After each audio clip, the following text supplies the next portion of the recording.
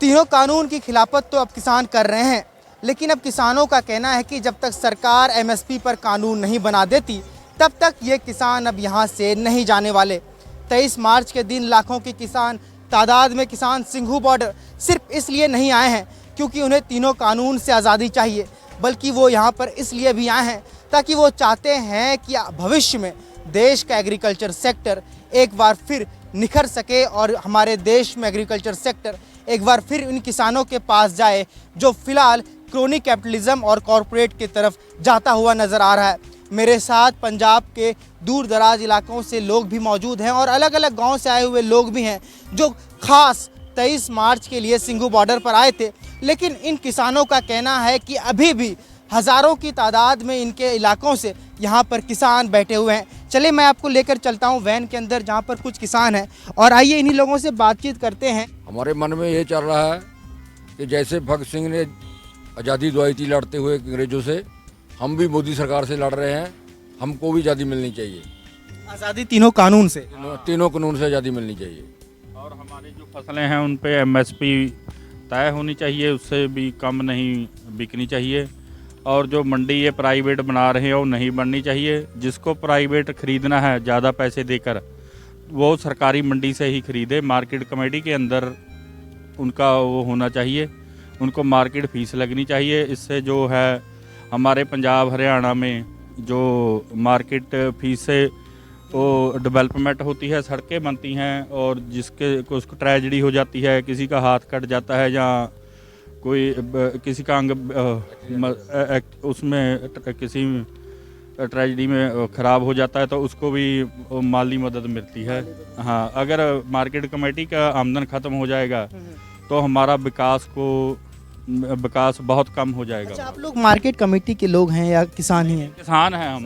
हाँ हाँ हाँ, हम खेती करते हैं, सब जिम्मेदार बंदे हैं। हाँ हाँ।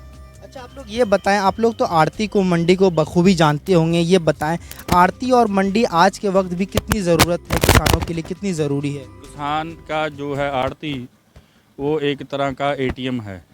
उससे वो आधी रात को भी उसको ज़रूरत पड़ जाए, उसके घर का कोई बीमार हो जाए या कोई और इमरजेंसी पड़ जाए, एक मतलब जिम्मेदार का एकदम कोई शादी का हो, बेटी का किसी के साथ रिश्ता हो जाए, उसको 1-2 दिन में पैसे चाहिए होते हैं तो उसको आड़ती देता है और ना कि बैंक। ना वो बैंक तो फॉर्मेलिटियाँ कराती है कि उतो लोन ही नहीं मिलता है। अच्छा, ये बताएं कि अब इस वक्त भले ही सरकार और सरकार के सारे मंत्री बंगाल में हैं, बंगाल चुनाव को लेकर सभी बिजी हैं, उस वक्त किसानों का जो ये आंदोलन है आप लोग किस तरह देखते हैं?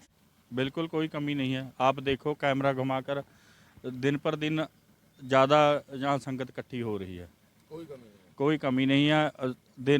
एक दिन ज़्यादा होता है, बंदे वादे हैं उन्हें ना घटते नहीं है। ठीक है जी। मोदी सरकार है, उसके खिलाफ पंजाब हो, हरियाणा हो, वेस्टर्न उत्तर प्रदेश हो न, और देश के अलग अलग राज्यों के किसान इस वक्त सरकार की खिलाफत कर रहे हैं।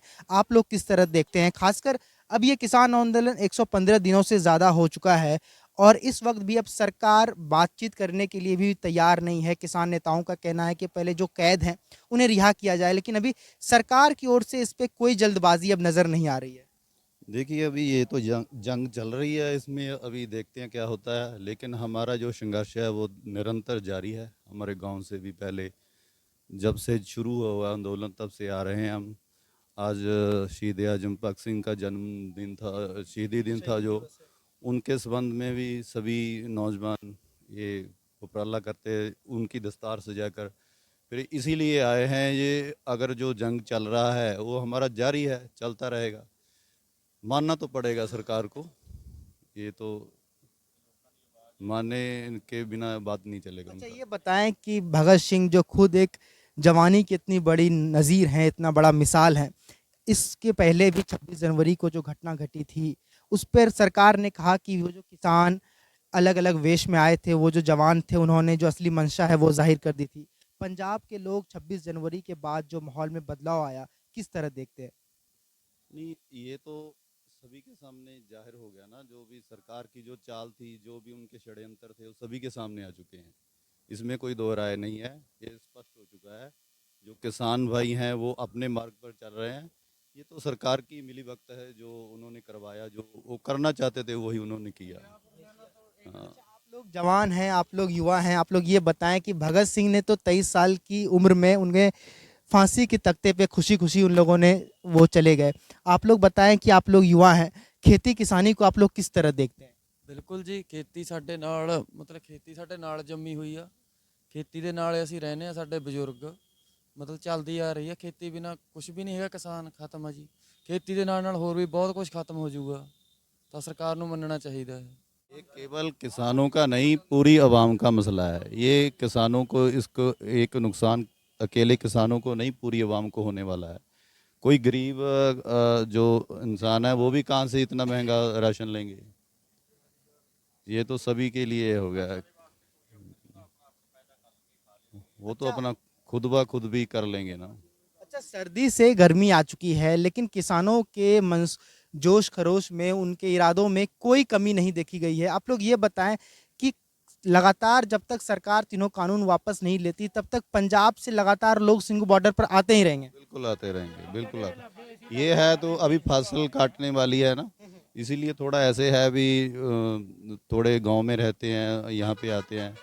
उसके बाद तो चलता रहेगा, ये बंद नहीं होने वाला जब तक मानेंगे नहीं। जो 10 साल चले चलेगा। यानी अब ये ऐसा आंदोलन बन चुका है जो जितना लंबा चलेगा चलेगा, जब तक सरकार तीनों कानून वापस नहीं करते तब तक। मोदी को खत्म करके ही यहाँ से जाएंगे सर, किसान तो। यानी अगर ये 2024 तक आंदोलन चलना हो तो ये आप लोग चलते रहेंगे जब तक सरकार नहीं माने। चलते रहेंगे। सरकार तो भी बंगाल में खत्म हो जाएगी, कुछ ही दिनों में आने वाले हैं रिजल्ट, पता लग जाएगा आपको। क्लियर हो रहा है वहाँ पे मोदी का। यानी आप लोग को, अच्छा ये एक सवाल है कि क्या इस किसान आंदोलन को आप लोग किस तरह देखते हैं? क्या इसका प्रभाव बंगाल चुनाव पे पड़ने वाला है? खासकर संयुक्त किसान मोर्चा के 40 नेता वहां पर गए और उन लोगों ने न सिर्फ बीजेपी को हराने के लिए बातचीत की, बल्कि वहां के किसानों को भी अवेयर किया कि हम लोग क्यों ये आंदोलन कर रहे हैं। पड़ेगा सर, इसमें तो कोई दो राय नहीं है। ये तो पंजाब में इलेक्शन हुआ तो बीजेपी साफ ही कर दी। पंजाब में कुछ नहीं है इनका।